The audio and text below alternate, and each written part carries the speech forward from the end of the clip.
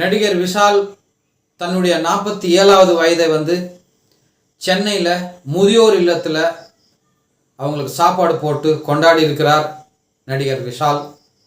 அப்போ பத்திரிகையாளருக்கு பேட்டி என்ன கொடுக்குறாருன்னா, திரைப்படங்களில் அட்ஜஸ்ட்மெண்ட்டுக்கு யாருன்னா கூப்பிட்டா செருப்பால் அடிங்க, பெண்கள் 80% பேர் ஏமாற்றப்படுகிறார்கள், சில உப்மா கம்பெனிகள் எல்லாம் இருக்குது, ஃபோட்டோ ஷூட் நடத்தி பெண்களை பயன்படுத்துகிறார்கள், அது ஒரு கமிட்டி அமைக்கிறேன் அப்படின்னு சொல்லியிருக்கிறாரு. எந்த நடிகையான புகார் அளித்தால் அந்த நடிகரோ இல்லை டைரக்டரோ தயாரிப்பாளரோ யார் மேலே இந்த நடிகைகள் புகார் அளித்தால் கடுமையான நடவடிக்கை எடுப்பேன் அப்படின்னு சொல்லியிருக்கணும். இவர் மேலே ஒரு குற்றச்சாட்டு வந்துச்சு. ஸ்ரீரெட்டி சொல்லியிருந்தாங்க.